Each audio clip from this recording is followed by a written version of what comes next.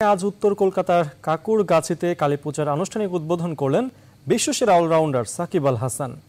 সুপ্রিয় দর্শক, আপনারা অবশ্যই জানতে পেরেছেন, ইতিমধ্যে সোশ্যাল মিডিয়াতে ভাইরাল হয়েছে যে কিনা আমাদের বাংলাদেশের জনপ্রিয়তা মানে কি বলবো, জনপ্রিয়তা অনেক ঊর্ধ্বে।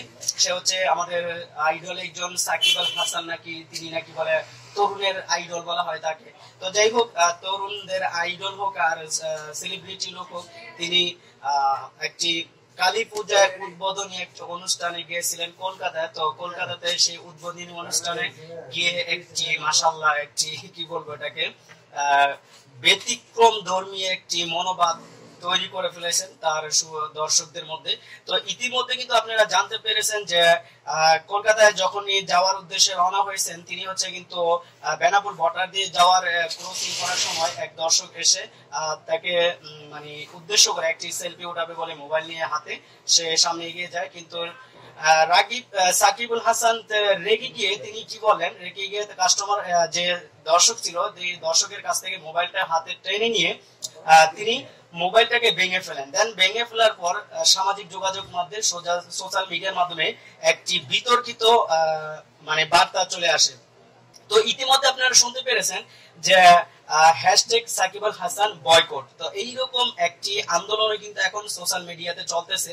তো যাই হোক, সাকিব আল হাসান তরুণদের আইডল হোক আর তরুণদের সেলিব্রিটি হোক, সারা বাংলাদেশের একটি বা ওয়ার্ল্ডের ভিতরে একটি সেলিব্রিটি লোক হোক, তো আমরা মনে করি যে আমাদের হৃদয়ের স্পন্দন থেকে যে কোনো ভালো ব্যক্তি বা কোনো মানে উচ্চ পর্যায়ের ব্যক্তি এভাবে তার উগ্র মেজাজ দিয়ে তার দর্শকের ফোন হাতে নিয়ে ভেঙে ফেলবে, তা আমরা কখনোই প্রত্যাশী না। তো যাই হোক, সে যে একটি কাজ করেছে এটি হয়তো জঘন্যতম একটি কাজ করেছে, কারণ বাংলাদেশের লোক কিন্তু দীর্ঘ একটি সময় নিয়ে কিন্তু সাকিবের জন্য ওয়েট করেছিল। সাকিব কিন্তু প্রায় 2 বছরের জন্য ক্রিকেট খেলা থেকে নিষিদ্ধ হয়ে গিয়েছিল। তো নিষিদ্ধ হওয়ার কারণেই কিন্তু দর্শক বিন্দুর ভিতরে কিন্তু একটি কি বলবো এটাকে মানে একটা আগ্রহের যে একটা ভালোবাসা ছিল, সে ভালোবাসায় হৃদয়ের ভিতরে একটি মনের ভিতরে কি খুব ছিল যে দর্শকরা সবাই তার সাথে দেখা করবে, একটি সেলফি উঠাবে।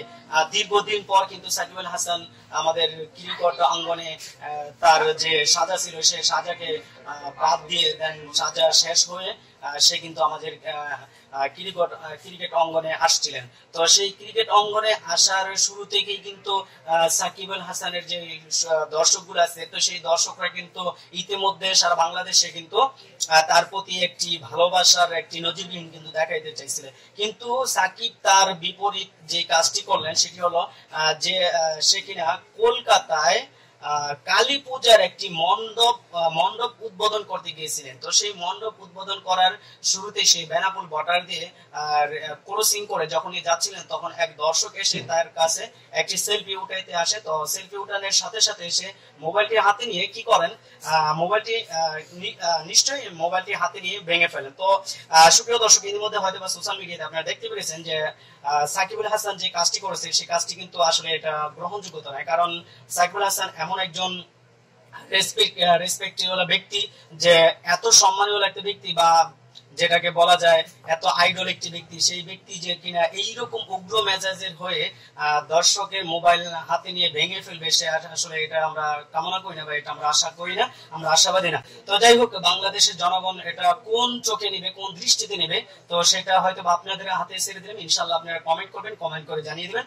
আর ইতিমধ্যে আরেকটি এখন সোশ্যাল মিডিয়াতে ভাইরাল হইতেছে, যেটি কিনা সাকিব আল হাসান হ্যাশট্যাগ বয়কট। তো এই যে বয়কটের একটি ডাক দিয়েছেন, কারণ এই বয়কটের ডাকটা এই কারণেই দিয়েছেন, সাকিব আল হাসান আপনাকে ভুলে গেলে হবে না যে আপনি কিন্তু এই পর্যায়ে পৌঁছানোর কারণ হচ্ছে একমাত্র আমরা সাধারণ পাবলিক। কারণ আমরা জনগণ, বাংলার জনগণ যদি আপনাকে সাপোর্ট না করতাম, আপনাকে ফলো না করতাম, তাহলে কিন্তু ইনশাল্লাহ আপনি এই পর্যন্ত সেলিব্রিটি হতে পারতেন না।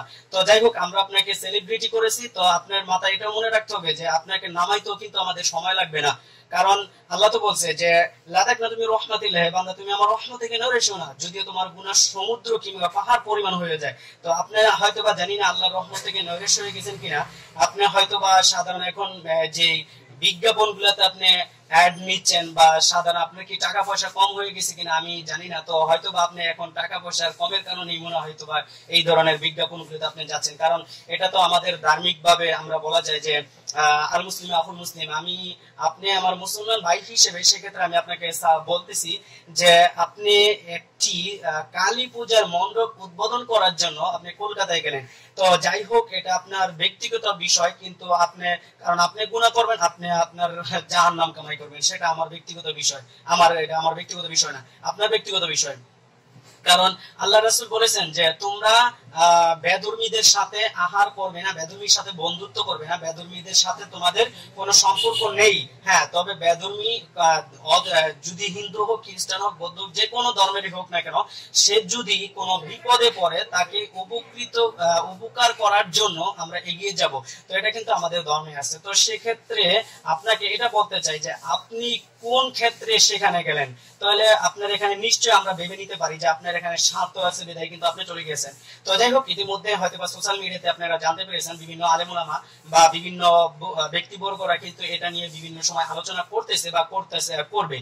তো ইতিমধ্যে সোশ্যাল মিডিয়াতে যেটা ভাইরাল হয়েছে সেটি হচ্ছে ধর্ম নিয়ে। কারণ আপনি মুসলিম হয়ে এবং একজন হাজী সাহেব হয়ে হজ করেছেন।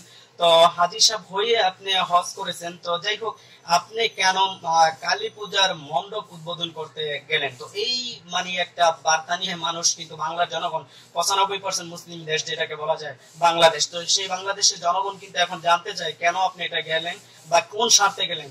তাহলে এখানে আমরা ভেবে নিব যে আপনি হয়তো বা আপনার স্বার্থের কারণে আপনি উদ্বোধনী অনুষ্ঠানে আপনি হয়তো বা টাকার জন্য কালী পূজা উদ্বোধন করলেন। যাই হোক, এটা আপনার ব্যক্তিগত বিষয়, কারণ আপনি গুনাহ করবেন, আপনি জাহান্নামে যাবেন, আপনার হিসাব আপনি দিবেন। কামাতা দিল্লু তুদান, যেমন কর্ম তেমন ফল, আমি যেমন কর্ম করবো সেই কর্ম অনুসারে আমার ফলটা পাবো।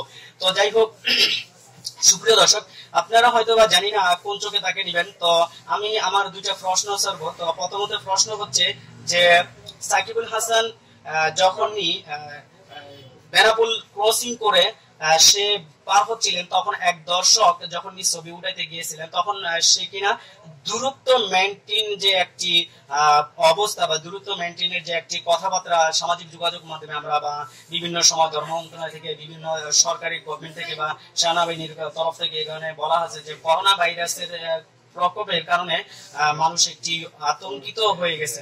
তো তার কারণেই কিন্তু এই ভাইরাসের যে একটা প্রক্রিয়া, তার জন্য কিন্তু মানুষ এখন সামাজিক দূরত্ব বজায় রাখে। তো সেই দূরত্ব বজায় রাখার ব্যতিক্রম তিনি সাকিব আল হাসানও কিছুই করেননি। তো সেক্ষেত্রে সাকিব আল হাসানও চেয়েছিলেন যে সামাজিক দূরত্ব বজায় রেখেই চলাচল করার জন্য বা যাতায়াত করার জন্য। তো ইতিমধ্যে সোশ্যাল মিডিয়াতে তিনি বলেছেন যে সামাজিক দূরত্ব বজায় করার জন্যই সে দর্শকের হাত থেকে মোবাইলটি ভেঙে ফেলেন। কারণ দর্শক তার হয়তোবা গায়ে উপরে পড়তেছিল বা তার গায়ের সাথে লেগে গিয়েছিল, তো এর জন্য কিন্তু দর্শকের মোবাইল হাতে নিয়ে ভেঙে ফেলে। তো যাই হোক, এটা একমাত্র বলা যায় যে আপনারা হয়তো বা দেখেছেন যে পূজা মণ্ডপের ভিতরে যখনই সাকিব আল হাসান ছবিটা করতে গেছিল, উদ্বোধনী অনুষ্ঠান উদ্বোধন করতে গেছে, তখন কিন্তু প্রায় অনেক লোকের মুখে কিন্তু মাস্ক ছিল না, তারপর গায়ের সাথে গায়ে কিন্তু লেগেই গিয়েছিলেন। তো সাকিব আল হাসান, আপনাকে আমি এটাই প্রশ্ন ছুড়তে যাই, আপনি বাংলাদেশের বর্ডার ক্রসিং এর জন্য আপনার ভালোবাসার দর্শক যখন আপনার কাছে একটি সেলফি উঠাইতে গেলেন, অনেক দূর থেকে, তাও প্রায় আপনার 2 ফিট বা 1 ফিট দূর থেকে আপনাকে সেলফি উঠাইতে গেলেন, তখন কি আপনি দর্শকের মোবাইলটা ভেঙে ফেললেন? আর যখনই আপনি পূজা মণ্ডপে উদ্বোধনী অনুষ্ঠানে গিয়ে আপনি যখন উদ্বোধনী অনুষ্ঠান করলেন, তখন আপনার পার্শ্ববর্তী লোকরা যখন মাস্ক ছিল না, যখন আপনার গায়ের সাথে দাঁড়িয়ে যখনই আপনার পূজা মণ্ডপের উদ্বোধনী অনুষ্ঠানে কার্যক্রম শুরু করলো, তখন আপনার এই দূরত্ব বজায়টা গেল কোথায়? আপনার বাংলার মানুষের জন্য দূরত্ব বজায় রাখলেন আর কলকাতার মানুষের জন্য দূরত্ব বজায় রাখলেন না। সুপ্রিয় দর্শক, এটা আপনাদের কাছে একটি প্রশ্নের মতো আমি ছেড়ে দিলাম যে আসলে এটাতে কি বোঝায়, কি ইঙ্গিত করে। তো সেই বিষয়গুলো নিয়ে কিন্তু আমরা বিভিন্ন সময় বিভিন্ন সোশ্যাল মিডিয়াতে আমরা আলোচনা করে থাকি। তো যাই হোক, সুপ্রিয় দর্শক, ভালো থাকবেন, সুস্থ থাকবেন। আর আরেকটা লাস্টে যে প্রশ্নটা সেটি হচ্ছে, তিনি কিন্তু একজন মুসলিম। তো মুসলিম হিসেবে আমি একজন মুসলিম। তো সেক্ষেত্রে আমি আমার বক্তব্যটা এটাই যে সে আল্লাহ রাসূল একটা হাদিস বলেছেন যে আল মুসলিম আকুল মুসলিম, তুমি তোমার অপর ভাই, এক মুসলিম আর মুসলিম কিন্তু অপর ভাই। তো সেই ভাই হিসেবে আমি সাকিব আল হাসানকে বলি যে সাকিব আল হাসান যেহেতু মুসলিম ভাই, তো সে কিন্তু একটি হাজী মানুষ, সে হজ করেছেন। তো হজ করে এসে কিন্তু পূজা উদ্বোধন করলেন। আসলে আল্লাহ রাসূল যেখানে বলে আছে, আল্লাহ রাসূল যেখানে বলছে যে তোমরা বেদুইনদের সাথে সম্পর্ক রাখিও না, মানে বন্ধুত্ব রাখিও না। হ্যাঁ, তবে যেখানে আল্লাহ রাসূল বলছে বন্ধুত্ব রাখিও না, তুমি অর্থের বিনিময়ে অথবা তোমার যে একটা স্বার্থের বিনিময়ে যেখানে তুমি এই কাজটি করলে, আসলে এটা কোন ধরনের ইঙ্গিত করে? তো ইতিমধ্যে কিন্তু ফ্রান্স যেভাবে বয়কট নিয়ে ফ্রান্সের যে প্রেসিডেন্ট ইমানুয়েল ম্যাক্রো কিন্তু একটি ব্যঙ্গচিত্র প্রকাশ করেছেন হযরত মুহাম্মদ সাল্লাল্লাহু আলাইহি সাল্লামকে নিয়ে। তো এই ব্যঙ্গচিত্রকে ধারণা করে, চিত্রকে একটি ফুটেজ করে তো কিন্তু সারা বিশ্বে কিন্তু একটি তোলপাড় হচ্ছে বা ভাইরাল হচ্ছে। তো সেই বিষয়গুলোকে কেন্দ্র করে কিন্তু আপনার মাথায় কিন্তু এই বিষয়টা থাকা উচিত ছিল। তো সেক্ষেত্রে আপনি একজন সেলিব্রিটি মানুষ, আপনি কিন্তু এটা ভুল করলে হবে না। আপনি এত বড় একজন মান্যগণ্য ব্যক্তিত্ব, তো সে আপনি এত বড় মান্যগণ্য ব্যক্তিত্ব হয়ে যদি আপনি এই ধরনের ভুল করেন, তো এটা তো আমাদের আসলে কাম্য না, আমরা আশাবাদী না।